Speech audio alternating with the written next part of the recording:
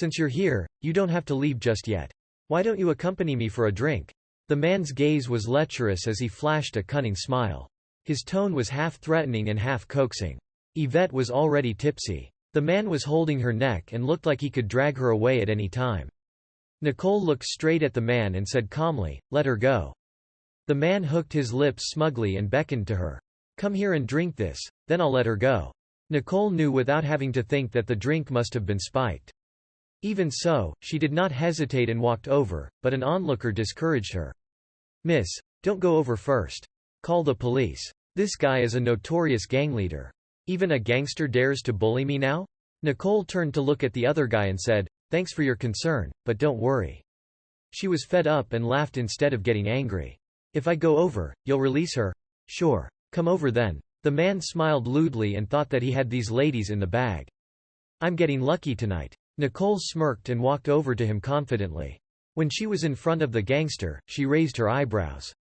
"I'm here now, so let her go. This chick is more beautiful than this drunk one." The gangster was aroused and reached out wanting to caress Nicole's face, but before he could touch her, he watched as a beer bottle landed on his head. "Ah!" He squealed like a pig. In the next second, Nicole reached out and bent his wrist downward, which made him lose all ability to retaliate.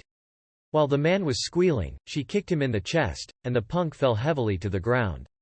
He rolled around a few times and curled up in pain as his body trembled. The gangster did not even have the strength to stand up and fight back. The music in the bar stopped abruptly, so it was unusually silent for a moment. The crowd was shocked by this scene. Some people did not even catch it before it was over because it all happened in less than a minute. Those who intended to be heroes did not even get the opportunity to save their damsel in distress. Such a burly man was crushed by this beauty in mere seconds.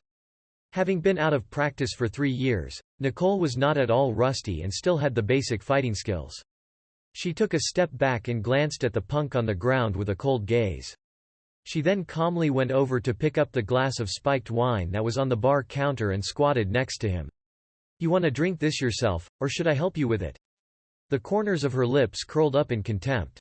She was unfazed by the dark red blood that oozed out from his head. Under the colorful lights of the bar, her smile looked more terrifying. The man wailed in pain as he twitched and shuddered in fear. He hurriedly begged for mercy. He never imagined that he would encounter such a difficult woman. However, Nicole did not care about his pleas. She reached out and yanked his hair aggressively, forcing him to tilt his head back. Her voice was still as calm as ever. "I'll help you." After that, she poured the entire glass of wine into his mouth that not a single drop was left. Nicole dusted her hands and stood up as she dealt with this vile man calmly, without the slightest panic, fear, or even haughtiness. The crowd was in awe. Who they thought was the weakling turned out to be the champion. Nicole went back to carry Yvette and left the bar unperturbed. "Let's go. That guy just ruined our night."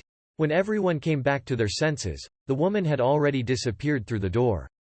The gangster was covering his wound in pain as he rolled around in discomfort. He looked so wretched, like a wriggling worm. A few paparazzi that were there watched the whole spectacle in excitement. One of them sneaked out to make a call. "Mr. Ludwig, we took a video of Nicole hitting someone at the bar. This content will surely go viral. If we post it online, her image will be ruined." Keith Ludwig was eating some fresh air-flown caviar at that moment. He smiled smugly. "Go ahead and post it then. It's only been less than a day and Nicole already let the cat out of the bag?" This ungrateful B*TCH left the Ferguson family and dared to bully Ingrid and betray Eric. How detestable. It's time to teach her a lesson.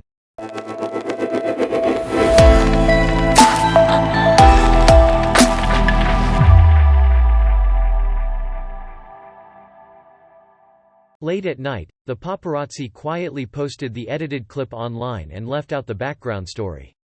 They simply posted Nicole's violent actions. At a glance, it looked like Nicole was bullying the man without reason. After a good night's sleep, Nicole did not forget that it was her first official day at work and woke up on time to pick out her outfit. Yvette drove over in her little convertible and pushed the door in furiously. "Nicole, all those people online are berating you again." Nicole paused slightly. "Berating me? Why?" Yvette showed Nicole the video that the paparazzi posted. It was only 10 seconds, but it clearly showed the stark contrast between Nicole's hostile look and the man's miserable appearance. The following comments were all about Nicole's screw-up. Eric Ferguson's ex-wife had a rendezvous at a bar late at night and even beat someone up. Some people also commented on how ruthless Nicole was. This incident pushed Nicole into the top trending topics on social media. Nicole was unconcerned and turned off the screen. "It doesn't matter. It won't affect your mood if you don't look at it. Now, go get ready for work."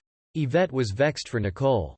Although Yvette had too much to drink last night, she was still conscious at that time and knew that Nicole only fought the man to stand up for her. "No, I can't just let this be. You don't need to care. I'll handle this. Let's go to work," Yvette said. Once they went out, Floyd Stanton's butler stood respectfully at the door. "Miss, the driver is waiting for you outside." Nicole frowned. It was too conspicuous to go to work being driven in a Rolls-Royce, so she immediately refused. "No thanks, I'll drive to work." The butler unhurriedly took out a set of car keys. "The chairman specially selected the latest models of Maserati and Porsche for you. They're placed in your garage.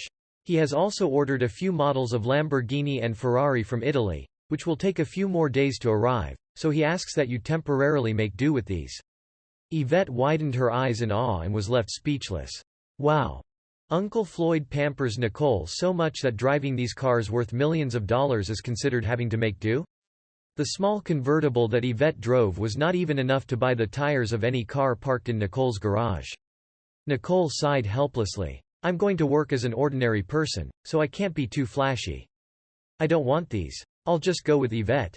The butler hesitated for a while, then bowed slightly to Yvette. "That's very kind of you, Ms. Quimby." Yvette smiled. "Don't worry, I'll take good care of her.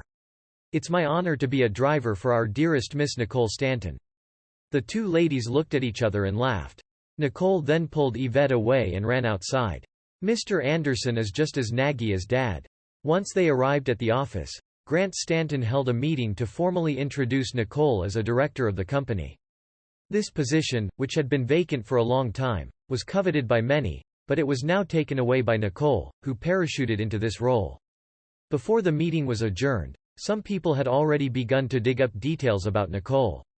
Besides her identity of being Eric Ferguson's ex-wife, everything about her was a blank slate, even her family background. Samantha Lint, who assumed herself to be the best candidate for this position, was the first to speak up in disapproval. She had her eyes on this role for a long time, so why should it be taken by an incompetent person? "Ms. Nicole, what qualifications do you have to assume this role? Do you think you can handle this position after 3 years of being Eric Ferguson's wife? I don't agree with this decision, and I won't stay in this company if someone like Ms. Nicole is a director." Samantha immediately raised her objection at the meeting. Grant Stanton looked down at his watch. His voice was indifferent and unfeeling as he said, "Those who don't want to stay can hand in their resignation notice. I'll approve it."